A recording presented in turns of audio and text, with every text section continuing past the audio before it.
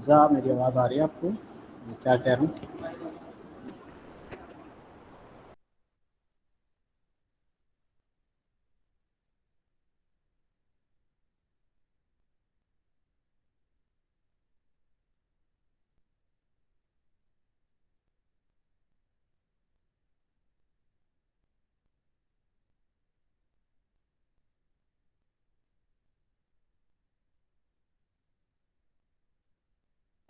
Pizza आप class में हो बेटा?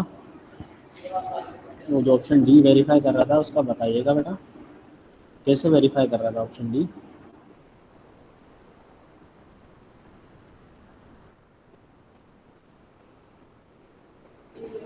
अच्छा चलें, ओके, उसको देख लीजिएगा। वैसे मेरा ख्याल है ऑप्शन डी वेरीफाई नहीं करना चाहिए। देख लीजिएगा, अगर कुछ और कुछ मसला हो। अच्छा, मैं सोल्यूशन ये देख लीजिएगा शाह भाई, आपने यहाँ पर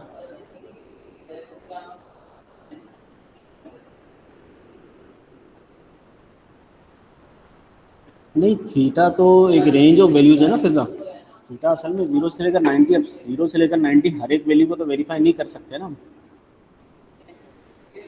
ये सीरीज इनफाइनाइट तक जा रही है, तो ये वाला सॉल्यूशन आई थिंक सो, क्योंकि हमने इसको एक्स वाई से ही रिप्लेस कर दिया सारा, तो वेरीफाई कर रहा है ना। अच्छा, शहाब ओके, ये समझ में आ गया ना। साइन स्क्वायर की जगह लिखा 1/x, कॉस स्क्वायर की जगह लिखा 1/y, एलसीएम लिया X Y minus one, X Y ऊपर, तो ये मल्टीप्लाई करेंगे X Y G minus G is equal to X Y, ये एक्स वाई प्लस जी। ये ऑप्शन आ रहा है मेरा, ऑप्शन नंबर बी। ठीक है, ओके। ये मेरा ख्याल है ज़्यादा आसान है, किसी और वे से अगर आप आते हैं तो वो मेरा ख्याल है मुश्किल होगा आपको ना, सॉल्यूशन में प्रॉब्लम होगी। सही, चलो आगे बढ़ें बेटा। समीउद्दीन आप बता दें। मेमन, हाँ हाँ ठीक है, ओके, देख लीजिए बेटा, अरवा एंड अशर बरीरा। अब आप बताओ बेटा, समझ में आ गया? हुसैन आप बताइए, एंड सैयदा अनीश, रेहान अली, राया।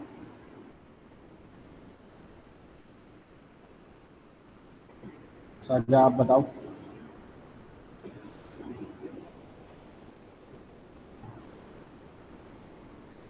मतलब बस इसमें देखिए तीन सीरीज दी थी अलग अलग, infinite infinite decreasing series GP की। बस उसको समअप करना था, हाँ। आसान है। तीनों जगह पर मैंने अलग अलग, अगर ये डायरेक्ट ये एमसीक्यू आ जाता तो तीन जगह पर इन्फिनिटी तक समअप होता और फिर हम उसको फाइंड आउट कर लेते। ठीक है, ये था इसका बस।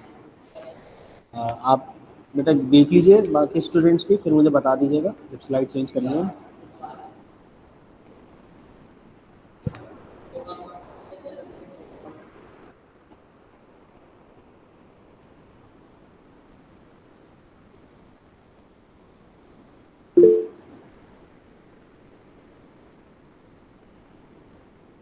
इंसान आप बताइए।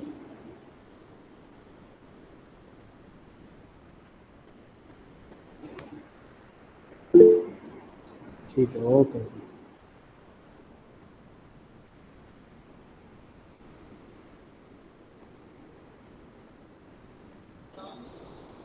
इसका सॉल्यूशन हो गया चेक बेटा?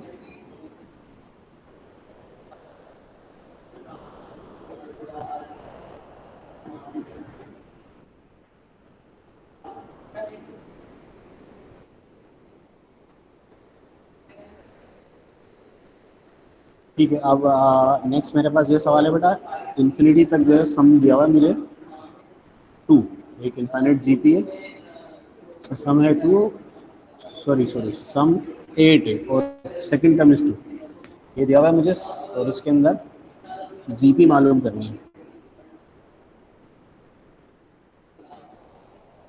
मिसाल के तौर पे अगर ये एमसीक्यू में है लेट सपोज, तो हम उसको समअप करके या उसकी सेकंड टर्म देख लेंगे टू है या नहीं। अब ये चूंकि सीआरक्यू लेवल पर है, तो हमें इसको अगर प्रॉपरली सॉल्व करना है, तो सम टू इन्फिनिटी मुझे पता है बेटा, ए अपॉन वन माइनस आर होता है ना।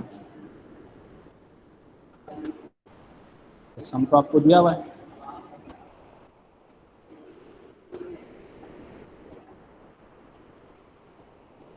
बराबर 8 के बराबर दिया हुआ है, ठीक है ना बेटा। अच्छा, अब सेकंड टर्म की बात हो रही है ना, इसमें second term is given to you, 2 दी गई बेटा सेकंड टर्म। इससे आप मुझे बताइएगा बेटा, अगर मैं सेकंड टर्म निकालूं यानी P2, तो क्या होगा, ए आर की पावर कितनी होगी, ए आर की पावर 2 माइनस वन, ऐसे ही है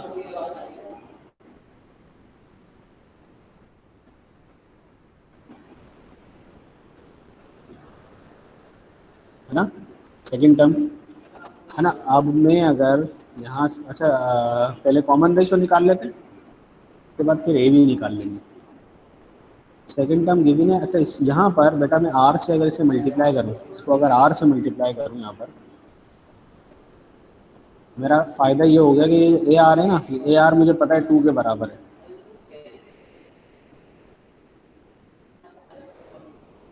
आर से मल्टीप्लाई किया मैंने, ठीक है।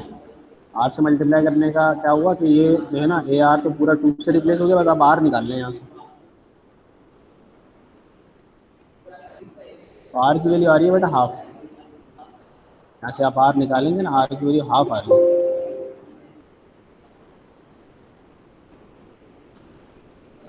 हमेशा ए आर की पावर एन माइनस वन होती है ना, ये फॉर्मूला है ना हमारा।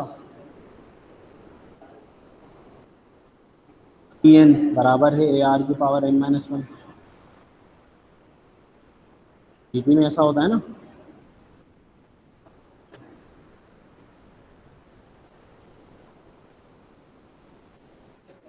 हमेशा तो ए आर की पावर एन माइनस वन है, तो सेकंड टर्म के लिए 2 माइनस वन यानी 1, A R is equal to 2, सही है हमेशा। सेकंड टर्म आपके पास आ गई। देखिए अरवा, मैंने ये कहा सबसे पहले ए आर की पावर एन माइनस वन होती है जी में यूनिट डालने का फॉर्मूला। तो इस फॉर्मूले के अंदर अगर मैं एन की 2 लगा देता हूँ, तो 2 माइनस वन यानी 1, और सेकंड टर्म यानी ए आर वो किसके बराबर है, ये 2 के। सही है बेटा अरवा, यहाँ तक क्लियर है, A R is equal to 2, ये समझ में आया। Second term is 2।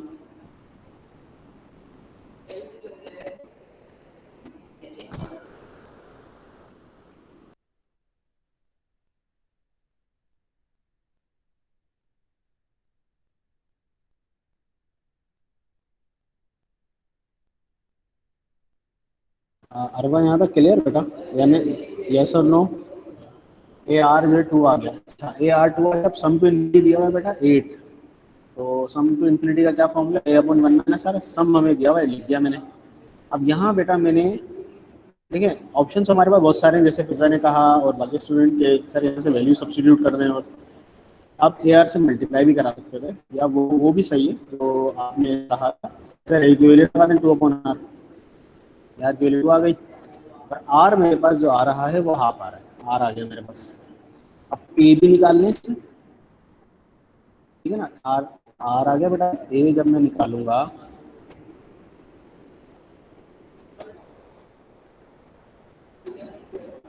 तो ए और आर जो है वो क्या है,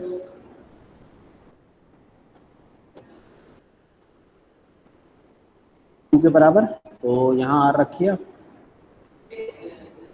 1/2, तो ए की वैल्यू मेरे पास आ गई 1/4, सही है, और 4 आ गई, ठीक है बेटा।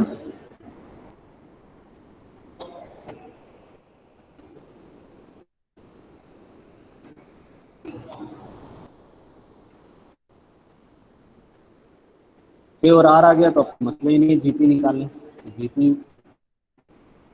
First term second term,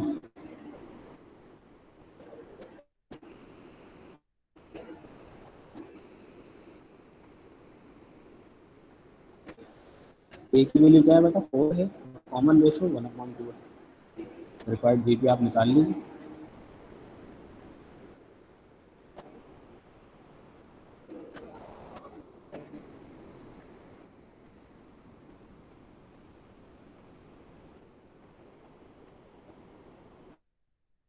term आ गई 4 बेटा, फिर आएगा 4 इंटू 1/2, उसके बाद फिर कॉमा 1/2 स्क्वायर, बस 3 टर्म्स इनफ होती है किसी भी जीपी को बताने के लिए। तो मेरे पास जीपी आ गई 4.1।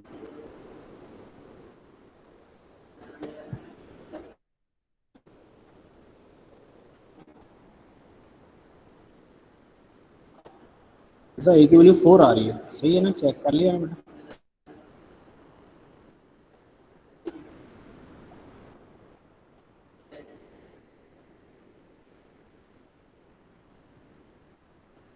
एक सवाल मैंने जो अभी करवाया था बेटा प्रीवियस यूनिट में, सम ऑफ दी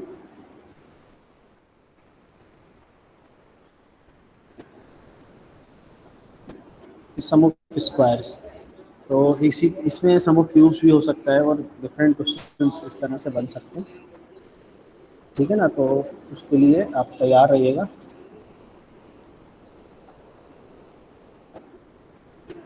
ये क्वेश्चन देखिएगा बेटा, अब ज़रा आप लोग कल वाली जो कल हमने जहाँ से स्टार्ट लिया था लेक्चर कल का, उसमें ज़रा सा रिकॉल करें बेटा और मुझे बताएं। यहाँ पर आर बार आर कॉमन रेशो आप डायरेक्ट निकाल सकते हैं या नहीं? हाँ डायरेक्ट निकालेंगे। थर्ड टर्म बेटा दीजिए T3,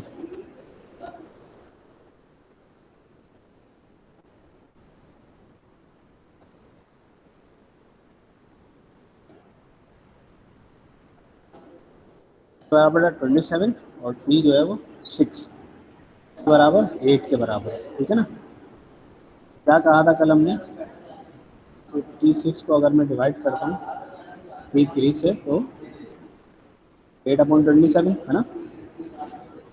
और यहाँ आर की पावर क्या आ जाएगी, कोई बताएगा बेटा? ज़बरदस्त, 6 - 3, यानी कि डायरेक्ट 3 लिख देंगे और ये 8/27। हाँ तो 3 आ गया आर क्यूब, और ये क्या चीज़ है बेटा, ये 2 का क्यूब है और 3 का क्यूब है, यानी कि आर मेरे पास आ गया 2/3। आर तो आ चुका, ए रह गया बस। ये आप कहीं से भी निकाल लीजिए, सेकंड थर्ड किसी भी टर्म से निकाल लीजिए।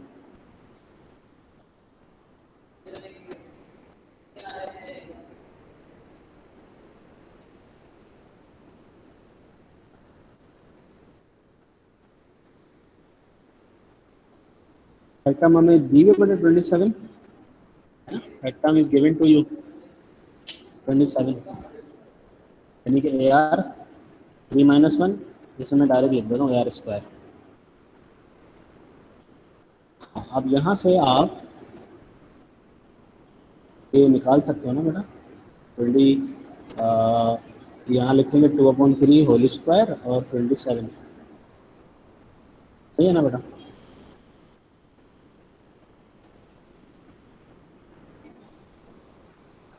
तो ये 9 × 27/4, 243/4। ए और आर आ चुका है मेरे पास, बस सम निकालना है बेटा। सम टू इन्फिनिटी A/1 - R है ना।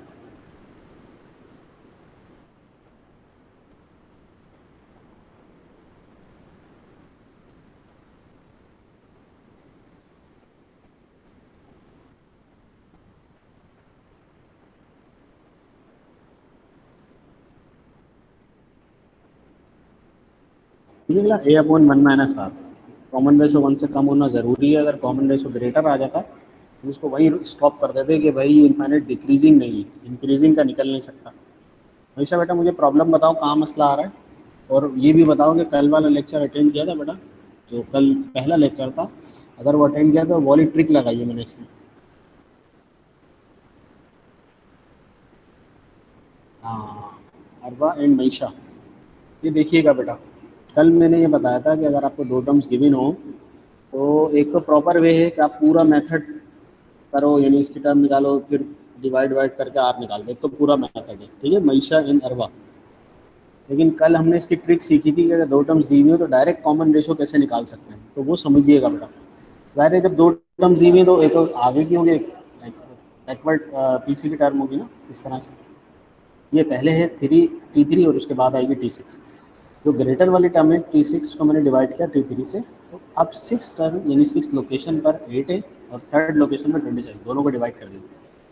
यहाँ बेटा अगर मैं इसको बैकग्राउंड इसका आपको दिखाऊं तो बैकग्राउंड तो इसका इस तरह से होगा, ये बेटा आएगी A की पावर, यानी कि ए आर की पावर 3 - 1 यानी कि 2, तो एक कैंसिल होगा बेटा, और 5 - 2 करूंगा तो वही 3 आएगा। तो मैंने इस स्टेप को स्किप कर दिया और मैंने बोला था कि आप इसको ट्रिक से ही करें, क्योंकि एमसीक्यू है तो एमसीक्यू में अगर टाइम बचा, आप बचा सकते हैं, जहाँ जहाँ मुमकिन है वहाँ बचा लें।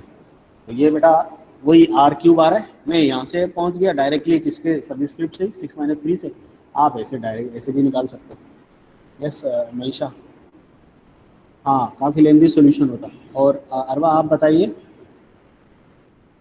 हाँ डिक्रीजिंग क्यों है Manisha, because the common ratio is less than 1। अगर ये ग्रेटर हो जाता ना बेटा तो फिर मसला हो जाता हमारे लिए, इसको वहीं स्टॉप कर देते हैं।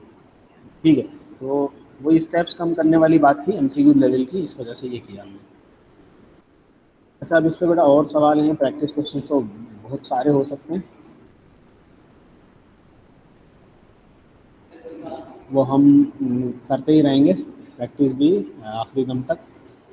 तो मैं ये इन्फाइनाइट जीपी को ख़त्म कर रहा हूँ अभी, सही। अब ज्योमेट्रिक मीन स्टार्ट कर रहा हूँ, ठीक है ना बेटा। और अगर इन्फाइनाइट जीपी से रिलेटेड आपको कुछ कन्फ्यूजन वगैरह तो मुझे बता दीजिएगा, उसके फिर और क्वेश्चंस कुछ कर लेंगे प्रैक्टिस क्वेश्चंस। बाकी अब देखिए फॉर्मूलाज हमारे पास है, कॉन्सेप्ट आपको आज कॉन्सेप्ट मिल चुका है, ये कॉन्सेप्ट क्या है। अब है बेटा असल गेम प्रैक्टिस ना, क्वेश्चन डिपेंडेंट मत होइएगा कभी भी। मैथमेटिक्स में क्वेश्चन डिपेंडेंसी चलती ही नहीं है, तो मैंने 50 सवाल कर लिए, मैंने 100 सवाल कर लिए। कॉन्सेप्ट और आपकी जो मतलब क्वेश्चन को देखकर सॉल्व करने वाली जो अप्रोच है ना, वो चाहिए बस। फॉर्मूलाज वगैरह आपको ध्यान में होने चाहिए।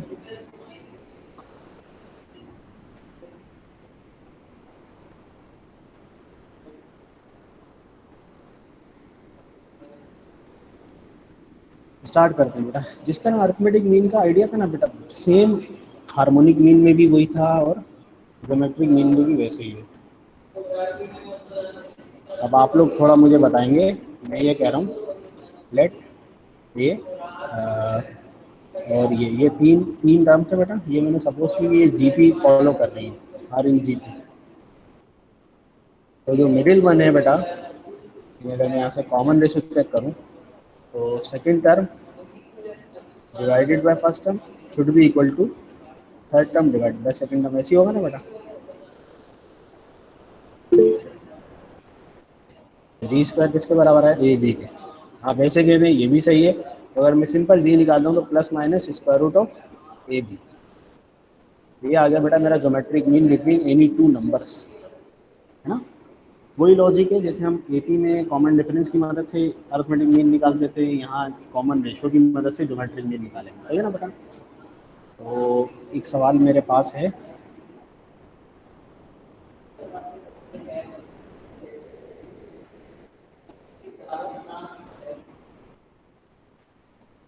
Single geometric mean between 3 and 36।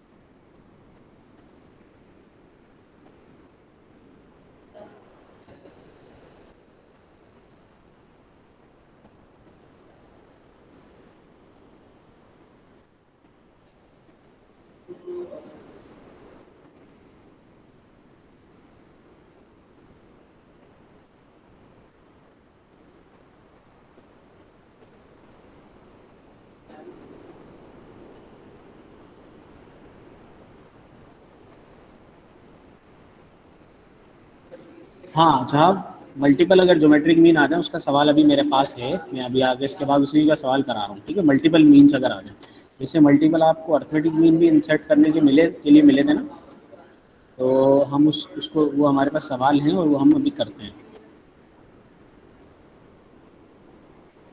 अच्छा अच्छा अच्छा ये sorry sorry sorry sorry 3 and 12 है, सॉरी सॉरी ये मैंने नंबर गलत लिख दिया, 3 and 12 है, 3 and 12 है, वो मैंने नंबर गलत है। 1 भी आ रहा है कमाल एंड 2 भी आ रहा है, राइट राइट। देखिए ज्योमेट्रिक मीन ऐसे निकालते हैं ना, अब इसमें तो सिंगल कहा था, ये दो कैसे हो गए, है ना? इसमें तो सिंगल कहा था, ये दो कैसे हो गए?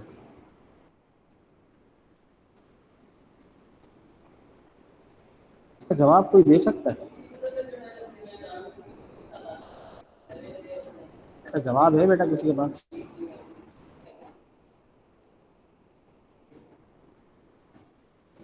मीन, और मैं रिपीट कर देता हूँ, फिजा देखिएगा। इसने ये कहा है कि सिंगल ज्योमेट्रिक मीन बनाए 3 और 12 के इन बिटवीन। तो 6 है, -6 है, 3 है, या क्या है? अब इसमें ऑप्शन दिए हैं, पहला वाला है सिर्फ, या सिर्फ दूसरा वाला, या पहला दूसरे दोनों पॉसिबल है, या तीसरा, या 1 2 3। जैसे ज्योमेट्रिक मीन ऐसे निकाला जाता है, √ab।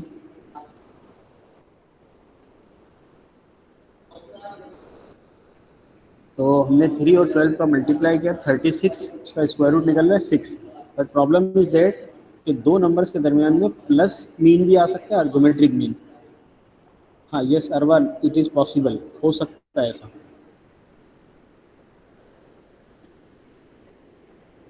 हाँ, दो GP, Hariba Fatima, that's the perfect answer. यहाँ दो पॉसिबिलिटीज हैं असल में, मीन ज्योमेट्रिक मीन तो एक ही है।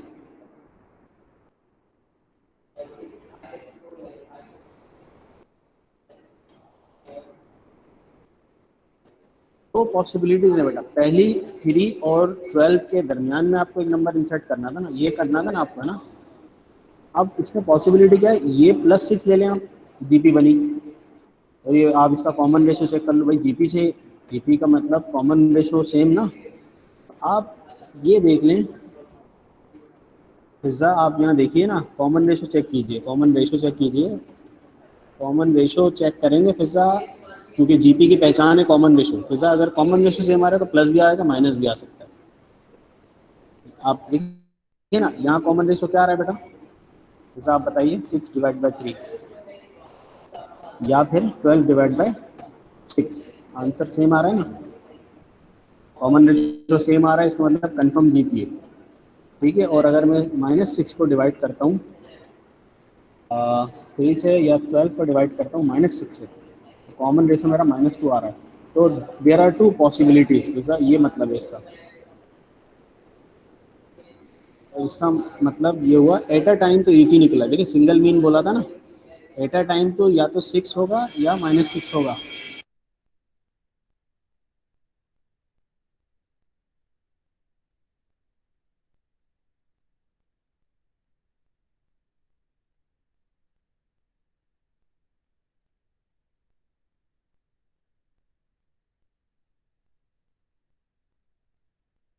सही है क्लास, तो फिर अब इसको बेटा यहीं रोकते हैं।